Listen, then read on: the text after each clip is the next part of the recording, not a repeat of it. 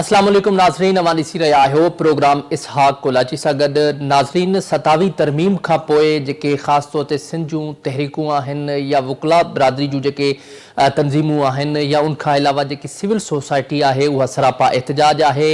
काल्ह हैदराबाद में सिंधियाणी तहरीक जो सिंध जो वजूद ऐं वसीलनि ते जेको ही वसीला बचायो जे हवाले सां उनवान जे हवाले सां मार्च कयो वियो ऐं उन मार्च में हज़ारे माण्हुनि जेका आहे उहा शिरकत कई ऐं उनखां पोइ 27 तरमीम ख़िलाफ़ नारेबाज़ी कई वई ऐं 27 तरमीम खे रिजेक्ट कयो वियो। सिंधियाणी तहरीक जे अॻवाननि जो चवणु आहे त जेका ही 27 तरमीम आहे या उनखां पहिरियां 26 तरमीम आहे उहा आइन ते सिधो सो हमिलो आहे, आइन जी भनकड़ी आहे, छाकाणि त कंहिंखे ता हयात इस्तिस्ना ॾियणु या ता हयात वारो जेको कॉन्सेप्ट आहे या उनखां अलावा जेकी ही जजिस जी जेका मुक़ररी जो मामिलो आहे उहो आइन जी भनकड़ी आहे।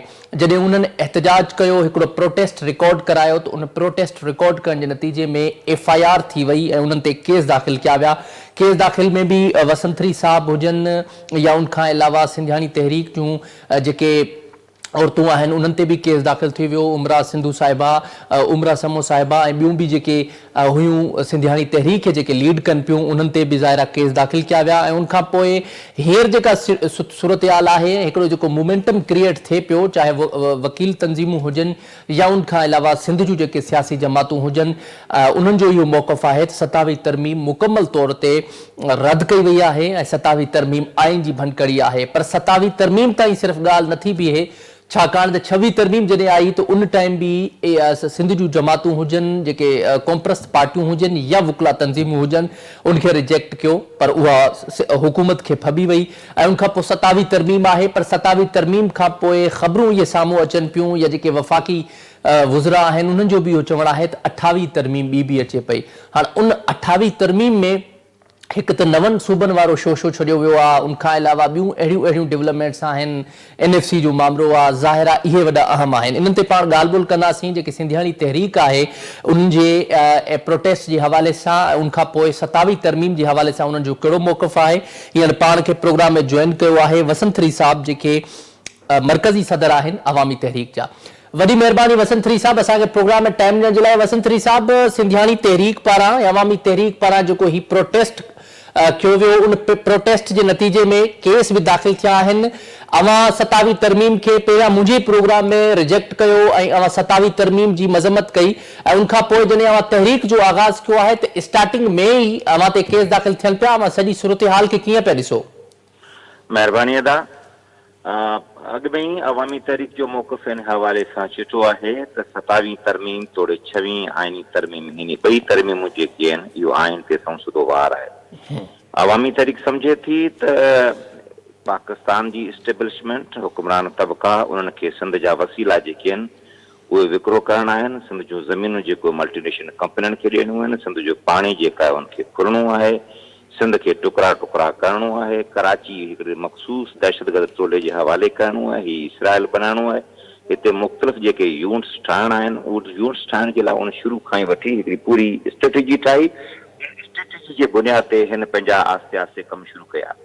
26 तरमीम जो कमु इन पीपल्स पार्टी ऐं शहबाज शरीफ़ खां वरितो, उनमें हिन कोर्टनि खे पहिरीं अपाहज कयो ऐं हाणे 27 तरमीम जे ज़रिए हाणे कोर्ट सुप्रीम कोर्ट रही कोन्हे। हाणे पाकिस्तान जे वॾे कोर्ट आहे उहा फेडरल आइनी कोर्ट आहे। फेडरल आइनी कोर्ट जे सिलेक्शन जो जेको तरीक़ेकार आहे, जुडिशियल कमीशन जेका ठाही वई आहे उहा मुकमल तौर ते हुक्मरान जे फेवर में आहे। हुक्मरान जंहिंखे चाहींदा उहो जजिस थी सघो, जंहिंखे न चाहींदा उहो फेडरल आइनी कोर्ट जो जज न थींदो। इन करे हुनजे चई थो जेको हूंदो, भली जो साहब सदाईं चवंदो पाकिस्तान जी जुडिशरी खे जेसि ताईं गुलाम करण खां सवाइ ही असांजा वसीला तीन वाल न करे सघंदा, छो त जुडिशरी असांखे वक़्त में वक़्तु सपोर्ट कंदी रही आहे। जंहिं टाइम ते कारूंजर खे कटण जी ॻाल्हि थी, असांखे जुडिशरी हुन में सपोर्ट कई ऐं हाई कोर्ट असां ज़बरदस्त हिकिड़ो फ़ैसिलो ॾिनो। हुन खां अॻु में बि असांजी सिंध जी जुडिशरी जॾहिं पहिरीं आइन ते मुल्क ते वार कयो तॾहिं सिंध जी जुडिशरी हुई, पंहिंजो मौलवी तमीज़ीन जो मशहूरु केस आहे, उहा असांजी सिंध जा जजिस हुआ जंहिं इन क़िस्म जी जुरत कई, ॿियनि जजिस इहा जुरत कोन कई। मिसल तरह पाणी असांखे गंदो पीआरे वञे थो, इन ते जेको वाटर कमीशन जेका ठही इहा जुडिशरी जी सपोर्ट सां असांखे मिली। जेकॾहिं NFC अवार्ड में जेकॾहिं हाणे इहे मामला कंदा ऐं घणो असांजो पैसो खणी वेंदासीं, जेकॾहिं जुडिशरी वटि वेंदासीं, जुडिशरी असांजी ॻाल्हि ई कोन ॿुधंदी। हाणे इन मुकमल तौर ते उनखे कंट्रोल करे वरितो आहे। ही पूरी 13 लाख एकड़ ज़मीन इनखे जेकॾहिं असीं किथे बि चैलेंज करियूं जुडिशरी असांजी हाणे सपोर्ट न कंदी, छो त जुडिशरी हाणे कंट्रोल आहे। हाणे ही को जेको कोर्टूं सुप्रीम कोर्ट ऐं ज़बरदस्त कोर्ट जेको फ़ैसिलो ॾींदा या हाई कोर्ट जा जेके जस्टिस रहंदा उहो 199 जे थ्रू जेका आहे पंहिंजा पावर इख़्तियार कंदा हुआ, हाई कोर्ट जा सवाबदादी इख़्तियार पावर कंदा हुआ, उन्हनि सभिनी खे हिन कटे छॾियो, उहा पावर हिन फुरे हिन फीडल आइनी कोर्ट या आइनी बेंचनि जे हवाले करे छॾिया आहिनि। हाणे आइनी बेंचनि में फीडल कोर्ट में जेके माण्हू उहे हूंदा जेके असांजो किसो असांजो न हली सघंदो। मुनासिब असीं सम्झूं था सिंध जे माण्हुनि वटि, पाकिस्तान जे माण्हुनि वटि सवाइ पॉलिटिकल एजिटेशन जे पुरमन एजिटेशन जे सवाइ ॿी का वाह कोन्हे। तंहिंजे करे अवामी तहरीक ऐं सिंधियानी तहरीक इन ॻाल्हि खे मद्देनज़र रखंदे ऐं सिंध जूं सभु कॉमर्स पार्टियूं उहे बि इहा ॻाल्हि सम्झनि थियूं, प्रोग्रेसिव पार्टियूं ऐं असांजा वकील दोस्त इहा ॻाल्हि सम्झनि था। असां उनजे लाइ हिकिड़ो 27वीं आइनी तरमीम जे ख़िलाफ़ पाकिस्तान जी तारीख़ में पहिरियों अवामी कामयाबु मार्च असां कयो आहे। इन कामयाबु मार्च जीअं असांजो शुरू थियो सिटी गेट खां, तीअं उनखां थोरी देरि खां पोइ हिन खे सिंध सरकार जेका पुलिस साम्हूं आई, पुलिस हुनखे चयो त हिन सॼी खे रोकियो। असां हुनखां जवाबु ॾिनो त भाउ 144 खे असीं मञूं ई पवंदा। 144 असांजी जेको माण्हुनि जो जेको इज़हार जी आज़ादीअ जेका आइन जा जेके सेक्शन 16 ऐं 19 जे मुकमल तौर ते वायोलेशन आहे, उनखे उन ते तव्हांजो ख़ुदि ऑर्डर जेका इलीगल आहे इनखे असीं मञूं कोन था, तव्हांखे पंहिंजो जेको करिणो आहे उहो तव्हां करियो, असीं इनखे रिज़स्ट पंहिंजो कंदासीं ऐं प्रेस क्लब ताईं वेंदासीं। उन्हनि सम्झो त को 16 माण्हू हूंदा, रिज़ल्टेंटली पुलिस बैकफुट ते थी ऐं असांजी रैली जेका आहे उहो कामयाबु थी ऐं प्रेस क्लब जे अॻियां हज़ारनि जे तइदाद में सिंधियाणियूं माऊं असांजूं भेणूं ॿारनि बचनि सां, को नंगर खां, को कंदकोट खां, को अच्छा बसंतरी साहब, जेकी तहरीक जो आगाज़ कयो आहे उनमें जेके कुछ माण्हू जेके उन एहतजाज में जेके शरीक थिया उनमें लीगल एक्सपर्ट हुजनि या वकील अॻवान हुजनि या उनखां अलावा जेके सिविल सोसाइटी जे नुमाइंदा बि उते शरीक थिया, उन्हनि ते केस दाख़िल कयो वियो आहे। उनमें कहिड़नि कहिड़नि माण्हुनि ते केस दाख़िल थियो आहे, कहिड़ी नोए जा केसिस फाइल कया विया आहिनि, उन हवाले सां ॿुधाइजो। हिननि हिन जे हवाले सां ही आहे सिंध जी गवर्नमेंट जी पोज़ीशन आहे जेको हाणे सिंध जे माण्हुनि सां ऐं सिंध जे अवाम सां वेड़ करणु चाहे थी। उन्हनि पहिरीं हिकिड़ी एफआईआर जेका दाख़िल कई, उहो साॻी क्राइम नंबर हो, जाइ वारदात साॻी हुई, टाइम उनजो साॻी हो, फिरियादी उनजो साॻी हो, जेको पंहिंजी सोशल मीडिया ते उनजे वायरल थी ऐं पंहिंजे मुख़्तलिफ़ प्रिंट मीडिया इलेक्ट्रॉनिक मीडिया उन ते ॿिनि क़िस्म जूं ख़बरूं आयूं। इलेक्ट्रॉनिक मीडिया ते इहा ॻाल्हि हली, उनमें इहो जंहिंमें नॉमिनेट कयो वियो उनमें मुंहिंजो नालो हो, हाई कोर्ट जे सेक्रेटरी जनरल जेका आहे हाई कोर्ट बार जो इसरार चांद जो नालो हो, साईं जामी चांडे साहब जो नालो हो, हाई कोर्ट बार एसोसिएशन महबूब जो सेक्रेटरी गफ़ार जो नालो हुयो। पर थोरी देरि खां पोइ उहा हमारा वरी चवनि पिया हिन 6 माण्हुनि जा नाला न ॾियो, ही वकील आहिनि न, तंहिंजे करे इहो प्रोटेस्ट थींदो ऐं वकीलनि सां गॾु वेही सपोर्ट कंदा ऐं रिज़ल्टेंटली उहा एफआईआर जो जेका रफली हुनजी ठहियली उनखे फाड़े वरी उनखे ॿाहिरि आख़िर में जेका सिंधियानी तहरीक जो असांजूं भेनरूं सिंधियानी तहरीक। अच्छा, यानी अवां चओ पिया पहिरियां जेका एफआईआर हुई उनमें वकीलनि जा नाला ऐं जामी चांडियो साहब जो नालो उनमें हुयो, पर उहा एफआईआर खां पोइ जॾहिं वकीलनि जो रद्द अमल आयो उनखां पोइ उहा एफआईआर फाड़े वरी ॿी एफआईआर कई वई। वकीलनि जो रद्द अमल न, हिननि पाण पंहिंजे नमूने सोचियो, हिननि खे पाण खे ख़बर नथी पए त असीं हाणे इहो अमल कंदासीं हिन जी रिज़ल्ट छा थींदी। तंहिं करे इहो पाण पंहिंजे पाण में वेठा आहियूं, उन्हनि खे चवनि बाबा हीउ कमु कंदासीं असीं, वञी पोज़ीशन हिन जी इहा आहे जेको 4 माण्हुनि जा नाला शामिल करियूं या न करियूं, हिकिड़ो नालो लिखी वरी इहा पोज़ीशन आहे सिंध गवर्नमेंट जी जेको जुरियत नथी करे 4 माण्हुनि जा नाला असीं शामिल करियूं उनखे मुंहुं ॾेई सघंदासीं ऐं इहे माण्हू सिंध जे माण्हुनि सां ऐं सिंध जी आवाम सां जेके वेड़ जे लाइ आहिनि। उनखां पोइ हिन सिंधियानी तहरीक जी सदर ऐं सिंधियानी तहरीक जी अवामी तहरीक जा ॿिया दोस्त असांजो लाल जरवार साहब, डॉक्टर रसूल ताजकेली साहब, उन जा नाला उमरा समूह, शमशाद बब्बड़, सिंधू मला, प्रभात हालेपोटो, इन्हनि जा नाला सिंध जी तारीख़ में। अच्छा वसंतरी साहब, इनखां अलावा जेकॾहिं पाण इहो ॾिसूं हाणे जेका सूरत हाल थिए थी ऐं सिंध में जेको मोमेंटम क्रिएट थिए थो, वकीलनि जा कन्वेंशन बि थियनि पिया, हालांकि वकीलनि में बि धड़ा आहिनि, ग्रुप्स आहिनि, पर उन बावजूद बि जेके कुझु ऐं अहम जेके वकीलनि जा ग्रुप आहिनि उन्हनि 27वीं तरमीम जी मुखालफ़त कई आहे। हाणे अवां जे साम्हूं आहे सॼी सूरत हाल, अवां पाण अवामी तहरीक जे सदर बि आहियो, कानूनदान बि आहियो, अवां खे छा पियो लॻे सिंध जूं कोमप्रस पार्टियूं हुजनि या उनखां अलावा वकील बिरादरी जेका आहे उहा हिकु तहरीक जेका हलाइण जो आगाज़ शुरू कयो आहे या उन्हनि हिकिड़ो चिताव ॾिनो आहे, त अवां खे छा लॻे पियो, छा उहा तहरीक जेका आहे बबुरलो वारी साॻी तहरीक हूंदी या उनखां डिफरेंट हूंदी ऐं उनमें केतिरी कामयाबी मिली सघे थी 27वीं तरमीम जे अगेंस्ट? अदा मुंहिंजा असीं पंहिंजो पूरी सियासी पंहिंजा कारकुन आहियूं, असांखे पूरी माज़ी जा जेके सियासी स्ट्रगल आहिनि उन्हनि जी सॼी असांखे ख़बर थी आहे। अवाम जॾहिं बि उथियो तॾहिं अवाम फतेह हासिल कई आहे, अवाम 1 यूनिट जे ख़िलाफ़ उथियो तॾहिं फतेह अवाम कई, साम्हूं ही सभु वॾेरा वेठा हुआ, सरमाएदार वेठा हुआ, जनरल वेठा हुआ, इहे नाकाम थिया। MRD जी स्ट्रगल में अवाम उथियो, शिकस्त उन्हनि खे आई। उन खां पोइ जुडिशरी जी स्ट्रगल में जेके अवाम उथियो, वकील उथिया ऐं अवाम उथियो, उनखे शिकस्त आई। बिटो निज़ाम जे ख़िलाफ़ अवाम उथियो, ही सभु उन पासे हुआ। पोइ वरी फतह कंहिंजी थी? फतह वरी अवाम जी थी। तंहिंजे करे सूरत हाल हिन क़िस्म जी जेका क्रिएट थी आहे, जंहिंमें जुडिशरी जे अंदरि बि जहिड़ो आहे, असांजा उते जज साहिब काफ़ी उनखे रिज़ाइन ॾेई चुका आहिनि, ॿिया जज साहिब इन पासे और वीचार करे रहिया आहिनि। इन्हनि जे यारनि जे ख़ुदि घर जे अंदरि बि इहो रंधिणे में रोलो आहे। उन खां पोइ सॼे पाकिस्तान में जेका आहे इन क़िस्म जी मूवमेंट थी वई आहे। बलूचिस्तान बार काउंसिल जेका आहे उनखे कंडेम कयो आहे। लाहौर मां जी ॻाल्हि ॿोल आई आहे, ॿारहों उनखे कंडेम कयो आहे। सभु असांजा काफ़ी जेके नौजवान जेके सिंध बार काउंसिल में जेके आहिनि उहो चूंडिजी आया आहिनि, जेको पंहिंजी सिंध जे काज़ सां गॾु बीठा आहिनि, वतन जे काज़ सां गॾु बीठा आहिनि ऐं उन्हनि जो इन क़िस्म जो मोमेंटम क्रिएट कयो। इहो असांजो पॉज़िटिव पॉइंट आहे, प्लस पॉइंट आहे। अॻे असां वटि ईअं घटि हूंदो, सियासी पार्टियूं हूंदियूं, सियासी पार्टियुनि जा इताद हूंदा, अवाम गॾंदा, उन सां ॿियूं प्रोफेशनल तंज़ीमूं या वकीलनि जी बारनि जूं तंज़ीमूं उहो ईअं शाना बशाना सिंध जे केस ते गॾु बीजनि। इन क़िस्म जी सूरत हाल अॻे असांखे मुश्किल सां मिले थी, पर हिन वक़्तु इहो असांजी वधीक पॉज़िटिव पॉइंट आहे। न रुगो इहो, पर प्रोफेशनल ऑर्गेनाइज़ेशन तंज़ीमूं करे तव्हां ॾिसो था, कॾहिं डॉक्टर जूं तंज़ीमूं बेबिरले जी स्ट्रगल जे दौरान पाण खे उनखे असां ऑब्ज़र्व कयो त उहे पंहिंजे सिंध जे काज़ सां गॾु बीठियूं।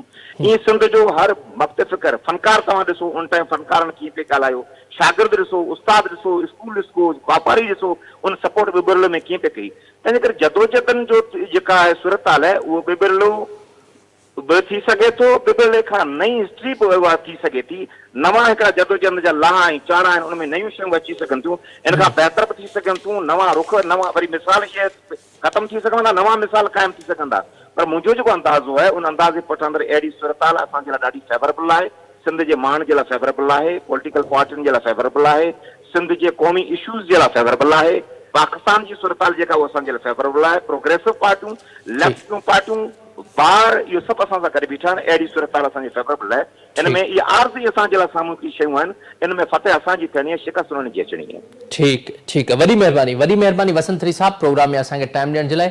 नाज़रीन, अवां वसंत थ्री साहब जी ॻाल्हि ॿोल ॿुधी, तफ़सीली तौर ते उन्हनि पंहिंजी पार्टी जो ऐं उनखां अलावा हिकिड़ो मौक़िफ़ ॾिनो आहे त जेका सिंधियाणी तहरीक हुजे या अवामी तहरीक हुजे, कल्ह जेको उन्हनि जो एहतजाज हुयो उहो कामयाबु एहतजाज आहे ऐं अॻिते बि इहा जेका तहरीक आहे उहा वधीक वधंदी ऐं जेका एहतजाजनि जो जेको सिलसिलो आहे उहो अञा अॻिते वधायो वेंदो। 27वीं तरमीम हिकु आइन जी भनकड़ी आहे, उनजे ख़िलाफ़ सख़्तु रद्द अमल ईंदो। प्रोग्राम जारी आहे, हिते वठंदो शॉर्ट ब्रेक, स्टे विथ अस।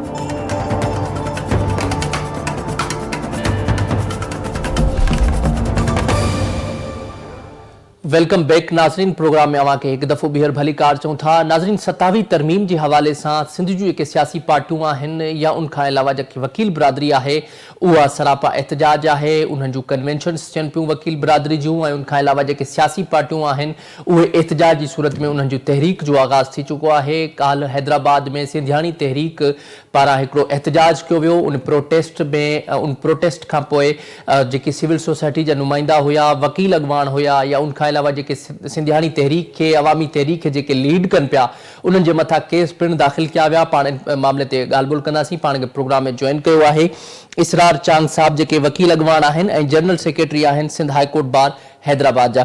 वॾी महिरबानी चांद साहब, प्रोग्राम में टाइम ॾियण जे लाइ। चांद साहब, अवां इन सॼी सूरत हाल खे कीअं पिया ॾिसो? 27वीं तरमीम जे हवाले सां जेको वकील बिरादरी जो मौक़िफ़ आहे उहो पंहिंजे साम्हूं आहे ऐं उनखां अलावा जेकी ही सिंध जूं पार्टियूं एहतजाज कनि थियूं त उनजे रद्द अमल में सिंध सरकार उन्हनि जे मथां केस फाइल करे पई ऐं अव्हां जो नालो बि नामज़द कयो वियो आहे। अव्हां जे नाले जी तस्दीक बि कजो, छाकाणि त हिकु FIR जेका आहे उनमें अव्हां जो नालो शामिल आहे, ॿी FIR में अव्हां जो नालो शामिल न आहे। अव्हां जे मथां जेके केसिस फाइल कया विया आहिनि, छा उनमें वाकई में इहे जेके ॿ FIR आहिनि उनमें कहिड़ी हक़ीक़त आहे ऐं ओवरऑल 27वीं तरमीम जे हवाले सां अव्हां जो हैदराबाद बार जेका आहे, हाईकोर्ट बार जो कहिड़ो मौक़िफ़ आहे? महिरबानी। कल जेको प्रोग्राम थियो सिंधियाणी तहरीक जो, उनमें तमामु नमूने सां सियासी पार्टियुनि जे तरफ़ां इहा पेश शुरूआत उन ते ख़िराज तहसीन पेश कयूं था असां।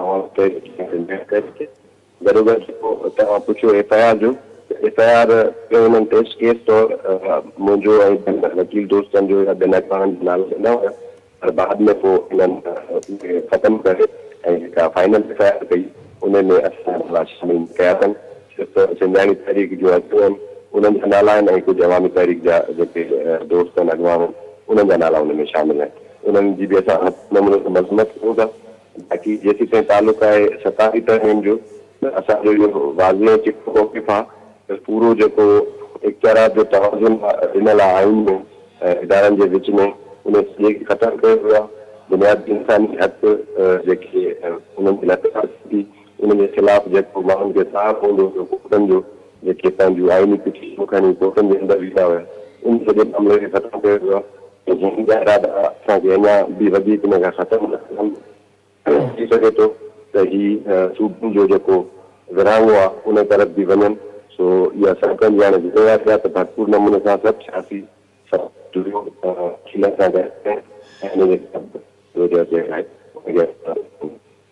अच्छा चाक साहब उनखां अलावा जेका वकील बिरादरी आहे उन्हनि जा बि कन्वेंशन्स थियनि पिया। पहिरियां कराची में कन्वेंशन थियो 27 तरमीम ऐं 26 तरमीम ख़िलाफ़, उनखां पोइ सखर में थियो। ज़ाहिरा अवां जी बार बि उनमें शरीक रही, पर अवां इहो ॿुधाइजो वकील बिरादरी जेका आहे उहा बि 27 तरमीम जी अगेंस्ट आहे, पर उन में वॾो सवाल इहो पैदा थिए थो वकील बिरादरी में बि कुझु ग्रुप्स आहिनि।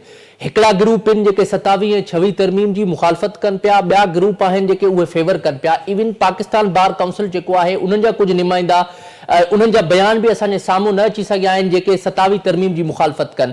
ऐं उन बावजूदि जेके सिंध जी बार काउंसिल आहे या जेके सिंध जूं बार जूं तंज़ीमूं आहिनि, वकील बिरादरी आहे सिंध जी, उहा सरापा एहतिजाज आहे 27 तरमीम जे हवाले सां उन्हनि तहरीक जो आगाज़ कयो आहे। अवां सम्झो था त जेकी वकील बिरादरी आहे उन्हनि जी मुखालफ़त बावजूदि अवां जी तहरीक जेका आहे उहा सुठे तरीक़े सां आगाज़ करे सघंदी ऐं उन बावजूदि अवां खे कामयाबी बि मिली सघंदी। बिल्कुलु इन जी जेका शुरूआत आहे पहिरियों कन्वेंशन हाईकोर्ट बार हैदराबाद करायो हुयो हैदराबाद में 8 तारीख़ ते ऐं हिकिड़े हफ़्ते जे अंदरि तव्हां ॾिठो त वरी 12 तारीख़ ते कराची बार एसोसिएशन जे अंदरि असांजो लार्ज कन्वेंशन थियो। उन खां पोइ 15 तारीख़ सखर में जेको कन्वेंशन थियो। हाणे 22 तारीख़ ते वरी असांजो हिकिड़ो ॿियो कन्वेंशन जेको आहे थियणु वञे थो उहो होपफुली मीरपुर ख़ासि में थींदो या उहो कराची हाईकोर्ट बार जे अंदरि थींदो। उन्हनि जी अॼु या सुभाणे ताईं क्लियरिफिकेशन थी वेंदी त किथे कयूं था। बाक़ी जेका तव्हां त कुझु वकील उन्हनि जी मुखालफ़त कनि था त उहे माण्हू मुखालफ़त कनि था जेके इन सिस्टम जा बेनिफिशरी आहिनि या जिन खे उमेद आहे त उन्हनि खे अॻिते जेको नओं सिस्टम आयो आहे उनमें फ़ाइदो मिलंदो। बाक़ी ओवरऑल जेके सिंध जूं सभु बारूं आहिनि उहे हिकिड़े पेज ते आहिनि, भरपूर नमूने सां उन पंहिंजी तारीख़ में हिसो बि वठनि थियूं। गॾोगॾु पूरे मुल्क जे ॿारनि सां बि असां राब्ते में आहियूं। ऐं अॼु तव्हां ॾिठो हूंदो त लाहौर जे अंदरि हिकिड़ी वॾी ज़बरदस्त एहतिजाजी रैली वकीलनि जे तरफ़ां कढी वई। उन खां अलावा पेशावर जे अंदरि बि ही माहौल जेको आहे उहो वधीक मज़बूत थींदो पियो वञे ऐं असां बिल्कुलु पूरी उमेद आहियूं त असां तारीख़ ज़रूरु कामयाबु ॾींदासीं। अच्छा हींअर चांग साहब जेको ही सॼो निज़ाम आहे कोर्ट जो उहो ज़ाहिरा वर्क सस्पेंड आहे सिंध में जेके बि कोर्टूं आहिनि ऐं पोइ तव्हां हिकु हफ़्ते जो हुकूमत खे अल्टीमेटम ॾिनो आहे। ज़ाहिरा जेके कन्वेंशन्स थिया आहिनि उनमें बि अवां का स्ट्रेटजी सेट कई हूंदी जेकॾहिं हिकु हफ़्ते जे अंदरि ज़ाहिरा हिकिड़ी जेका अमेंडमेंट थी आहे उहा अमेंडमेंट पास बि थी वई, उनखां पोइ उहा कानून बणिजी वई। ज़ाहिरा हिकु हफ़्ते अंदरि त हुकूमत इहो मामिलो हल न कंदी ऐं उहा अञा वधीक एक्साइटमेंट आहे 28 तरमीम जे लाइ त जेकॾहिं हिकु हफ़्ते खां पोइ हुकूमत अवां सां के ॻाल्हियूं नथी करे त उनखां पोइ अवां जी छा स्ट्रेटजी हूंदी, छा लाइ अमल हूंदो, अवां तहरीक जो आगाज़ किथां खां कंदो ऐं कॾहिं तहरीक जो आगाज़ कंदो? तहरीक जो आगाज़ तहरीक हले थी पई ऐं तहरीक तव्हां ॾिठो त 2007 में जेका लॉयर्स मूवमेंट हुई जेका मोहम्मद चौधरी ऐं साथी जज हुआ उन्हनि जी बहादुरी जेका तहरीक हुई उहा 2 साल तहरीक हली हुई। उन खां पोइ वरी असांखे कामयाबी हासिल थी। जो मामलो आहे जेको पास करे उहो उन ते साइन बि थी चुको आहे। उन तनाज़ुर में जेका आइनी कोर्ट आहे उहा बि क़ाइमु थी चुकी आहे।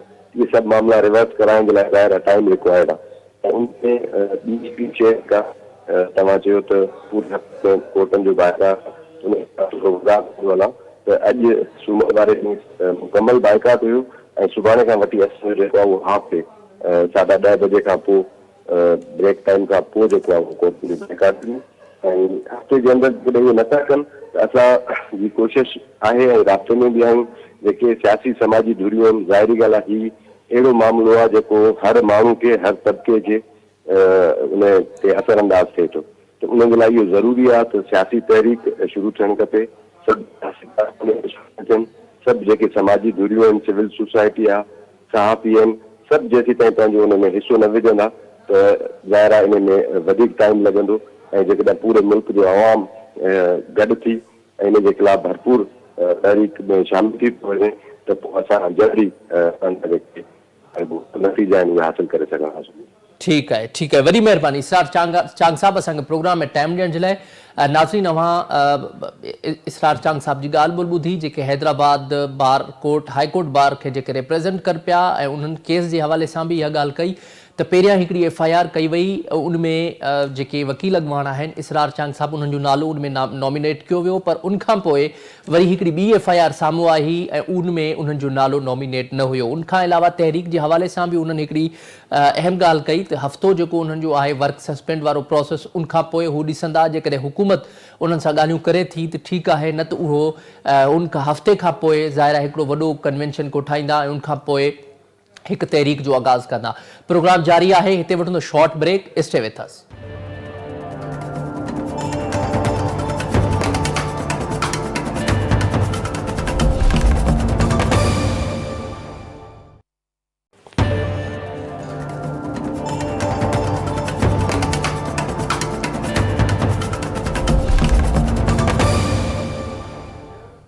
वेलकम बैक नाज़रीन, प्रोग्राम में अवांखे हिकु दफ़ो ॿीहर भली कार चऊं था। पाण ॻाल्हि ॿोल करे रहिया हुआसीं 27वीं तरमीम जे ख़िलाफ़ जेके सिंध में जेके तहरीकूं आहिनि, ख़ासि तौर ते सिंधियाणी तहरीक जो जेको हैदराबाद में मार्च कयो वियो, उन मार्च खां पोइ सॼी सूरत हाल जेका आहे अवां जे साम्हूं आहे। पाण डिस्कशन कईसीं त उनमें जेके एहतजाज में जेके शिरकत कंदड़ हुआ या कुझु जेके शिरकत कंदड़ न हुआ या इवन जेकी वकील बिरादरी हुजे ऐं उनखां अलावा जामी चांडियो साहब जे मथां बि ख़बरूं साम्हूं आयूं त उन्हनि जे मथां बि केस नामज़द कयो वियो आहे।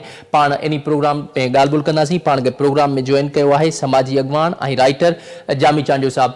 जामी साहब, वॾी महिरबानी अवां जी असांखे प्रोग्राम में टाइम ॾियण जे लाइ। सर, पहिरियां त इहा तस्दीक या तरदीद कजो, अवां जी FIR जेका 2 FIR पंहिंजे साम्हूं आयूं, हिकिड़ी FIR में वकीलनि जा नाला नामज़द कया विया, अवां जो बि नालो हुयो, ॿी FIR हुई उन में अवां जो नालो नामज़द न आहे ऐं उनखां अलावा सिंधियाणी तहरीक जूं जेके अॻवानूं आहिनि उन्हनि जो नालो नामज़द आहे। अवां इहा तस्दीक कजो त अवां जो नालो FIR में आहे ऐं उनखां पोइ जेका ही तहरीक जो आगाज़ हुयो सिंधियाणी तहरीक पारां जेको मार्च कयो वियो, उन जे हवाले सां अवां जो छा कमेंट आहे? अदा जेको ही FIR जो मामलो आहे उन जे लाइ मूंसां त कंहिं ज़ाती तौर राब्तो कोन कयो आहे कंहिं बि। मूंखे बि सोशल मीडिया तरफ़ां ई ख़बर पई त हिकिड़ी FIR में नालो हुयो, वरी बाद में ख़बर पई त मीडिया जी रिपोर्ट्स मां त उन मां 3 नाला कढिया विया आहिनि, जंहिंमें इसरार चांग साहब ऐं वसंत सरी एडवोकेट ऐं मुंहिंजो नालो उन्हनि कढियो आहे। मूंखे इहा सॼी ख़बर सोशल मीडिया ते पई आहे, कंहिं ज़ाती तरह मूंखे इंफॉर्म न कयो आहे, न मूंखे ख़बर आहे वधीक। पर ॿिन्ही सूरतुनि में FIR जेका इहा हिननि कटी आहे इहा इंतिहाई नाजाइज़ आहे। इहो रियासती ताक़त जो नाजाइज़ इस्तेमालु आहे ऐं काल्ह सिंधियाणी तहरीक ऐं अवामी तहरीक जेको एहतजाज कयो 27वीं आईनी तरमीम जे ख़िलाफ़, सिंध जे दरिया जे बचाव में, सिंध जे कुदरती वसीलनि जे बचाव में, सिंध जी वहदत जे बचाव में, उहो इंतिहाई शानदार हो, इंतिहाई तारीख़ी हो ऐं वक़्ताइतो हो। ऐं मां सम्झो त 27वीं आईनी तरमीम खां पोइ इन सतह जो एहतजाज सॼे मुल्क में इहो पहिरियों एहतजाज जेको सिंधियाणी तहरीक ऐं अवामी तहरीक कयो। मां बि शरीक हुउसि हुन में ऐं हुन में मुंहिंजी धीउ रोमा साहब शरीक हुई, ॿिया केतिरा सभई हज़ारे माण्हू शरीक हुआ। इन करे मां मुबारकबाद ॾियणु चाहियां थो सिंधियाणी तहरीक खे, अवामी तहरीक खे, त उन्हनि हमेशह जीअं पेशकदमी करे हिकिड़ो शानदार मिसाल क़ाइमु कयो ऐं रियासत जे ॾाढ खे हुकूमत जे इन जबर खे चैलेंज कयो ऐं पंहिंजो जेको असांजे अवाम जो ऐं असांजो सही नुक़्ते नज़र आहे हिन सभिनीनि इशूज़ जे बारे में, उहो पंहिंजे पूरी अवामी सघ सां साम्हूं आंदो। बाक़ी हुकूमतूं जेके आहिनि उहे वाठंदियूं आहिनि, दिवाड़ी हुकूमतूं आहिनि ऐं रियासत जो जेको हाल हिननि कयो आहे हुकुमरान तबिके ऐं ताक़त ते क़ाबिज़ क़ुवतनि, उहो तव्हांजे साम्हूं आहे। इन करे मुंहिंजे ख़्याल में अहिड़ियूं हरकतूं करणु, FIR कटणु या केस क़ाइमु करणु माण्हुनि ते, माण्हुनि जो बुनियादी हक़ आहे त उहो पंहिंजी सियासी इज़हार जी आज़ादी जो मुज़ाहिरो कनि, पंहिंजी सियासी तहरुक जो मुज़ाहिरो कनि यानी ही हिकिड़ो अजीब क़िस्म जो हिकिड़ो आमरानो निज़ाम आंदो वियो आहे। हुक्मरान तबिके खे एस्टेब्लिशमेंट खे सभु कुझु नाजाइज़ करण जो अख़्तियार ऐं हक़ आहे, ऐं माण्हुनि खे अख़्तियार न आहे त उहे पंहिंजी जाइज़ ॻाल्हि बि कनि ऐं पंहिंजी जाइज़ मौक़ूफ़ बि कनि। इन करे इहा शइ न माण्हू कॾहिं क़बूल कई आहे माज़ी में, न कॾहिं क़बूल कई वेंदी, न असां क़बूल कंदासीं, न सॼो समाज क़बूल कंदो। इन करे FIR नालो हुजे न हुजे 100 भेरा विझनि। सिंध जे ऐं हिन मुल्क जे हवाले सां जेके बुनियादी सवाल आहिनि उन ते जेका बि नाजाइज़ी थींदी, 27वीं तरमीम हुजे, इन खां अॻु में तरमीमूं थियूं आहिनि, हे जेके कैनाल जा मनसूबा आहिनि, हे जेको कुदरती वसीलनि जी नीलामी आहे, इहे जेके बि मसइला आहिनि इन्हनि मामलनि ते तव्हां 100 छा हज़ारे FIR कटींदव, तॾहिं बि सिंध जा माण्हू बसि करे न वेंदा, असां बसि करे न वेंदासीं, सॼे मुल्क जा मज़लूम तबिकनि ऐं मज़लूम क़ौमुनि जा माण्हू।